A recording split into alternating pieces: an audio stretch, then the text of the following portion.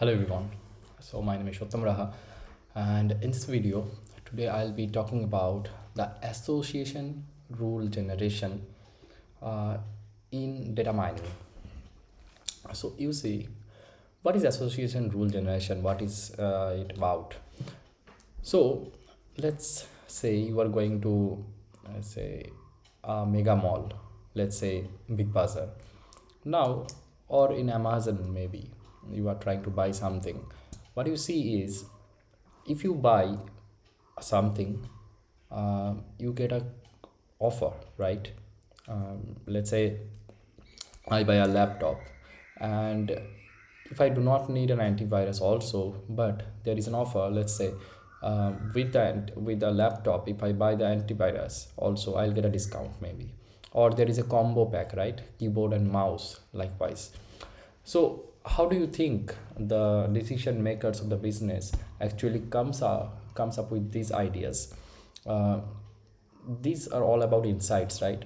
So whenever you go shopping, be it offline, be it online, it doesn't matter, but what you see basically is some kind of offers which are maybe relevant to you, may not be, but you get a thinking that I should buy the things in offer because maybe this will be better for me, right?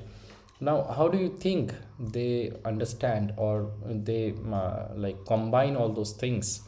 There is some techniques, right, they use to come up with those kinds of offers. Obviously you see, when you buy a laptop, you don't get an offer, or you don't see offers like with a laptop, if you buy a shoe you will get a discount. No, it's not like that, right? There must be some relevance in the pattern, right? So this kind of things actually um, is actually happening behind the screen using some data mining techniques. That is what you need to understand. Now association rule generation means you have to generate some rules, right, among the different items. Let's say in a shopping mall, there are different items, right, which you food items, like groceries. There will be clothing, there will be some electronic devices, there can be like shoes and all things.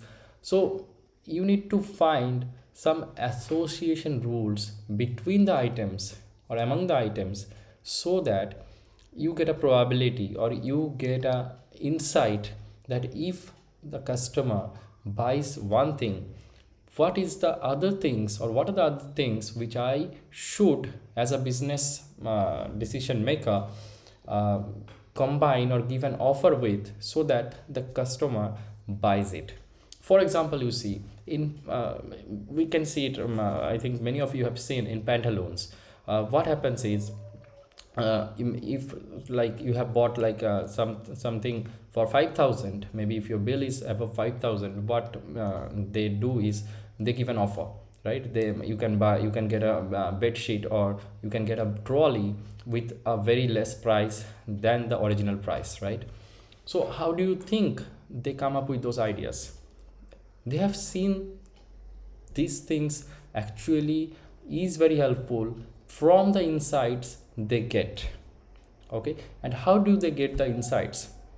Obviously you must understand that they are giving the offers, and if customers are not taking it, then those kind of offers will be invalid, right? They will not be giving those offers for a long time. But you see in pantaloons, what they do, they are continuously giving that offer for years after years, right?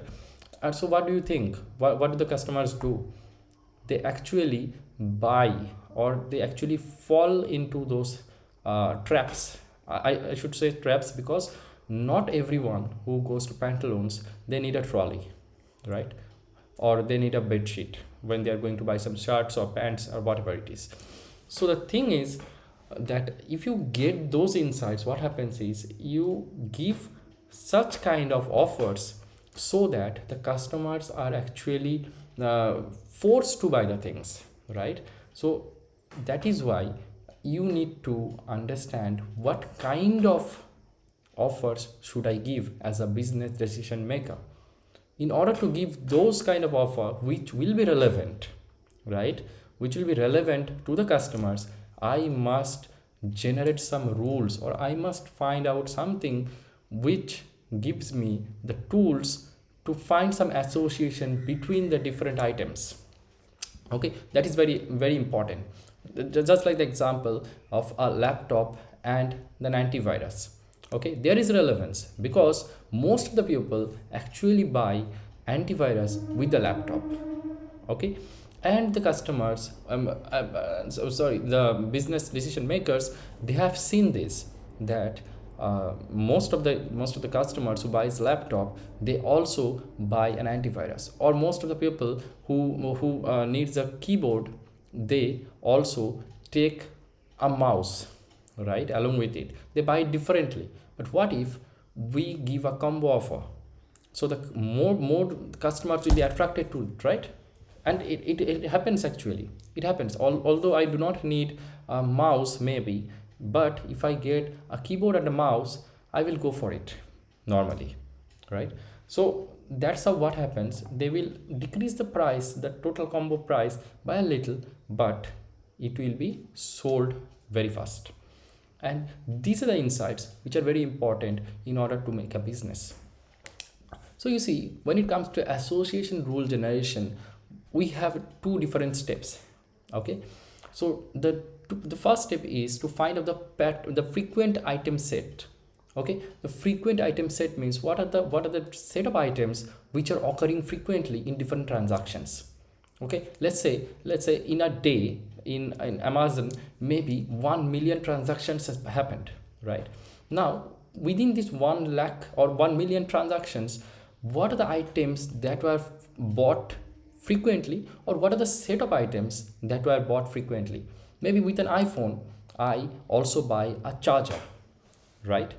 So you will often see in when you want to buy an iPhone in Amazon, what you will see is you scroll it down, you scroll down the page, and you will see that with the iPhone, if you buy the charger also, they give it as an offer, they give it as a combo pack, right? So maybe they give an offer, or may not be, but you will see there is a combo. Now how do you think Amazon understands this? This is because the earlier the customers have bought the charger along with the iPhone, so they have the insights that a customer might need a charger when they are buying an iPhone. Okay, so when they get these insights, they can give it as a combo, right? Maybe an offer, may not be an offer, but it's ease of use, right? As a customer, if I find it as a combo, I do not need to search for the charger in a different page, right? So these kind of things is very important or crucial when it comes to your business, right? So what happens? Frequent item set means the items or the set of items which are bought frequently, like the iPhone and a charger is bought frequently, so it is a frequent item set, right? So first step is to find the frequent item set. The next step or the final step is to get the rules. Okay, there are some generating the rules. We will use some technique. Okay, we'll have some formula, and using that we'll be generating the final rules. Okay, now you see, to generate the frequent item set, we have two different algorithms which are very famous. Okay, one is the a priori algorithm, which is worldwide famous, and the next is FP growth. Okay, it is frequent pattern growth algorithm. So the number two, the frequent pattern growth algorithm, uses a tree. Okay, it uses a tree like structure in order to find or the frequent item sets. Okay, and it is actually faster, or it is less complex in comparison to a priori algorithm, because a priori algorithm generates all the frequent items, but FP growth algorithm actually do not do that. It actually does the job much better. It is less complex because it uses a different technique and it uses a tree. So you will see when I'll be deriving the frequent patterns using FP growth, you will see that it is less complex in comparison to the a priori algorithm. Okay, so in order to understand all these concepts, you first of all you need to understand two terms, that is support and confidence. So in the next video I'll be talking about support and confidence with some example. Okay, next we'll be going to a priori algorithm. We'll solve some examples. In the next videos we'll be solving the same example or maybe different example using epic growth algorithm, and then we'll be finally using the rule generation. Okay, so thank you, see you in the next video.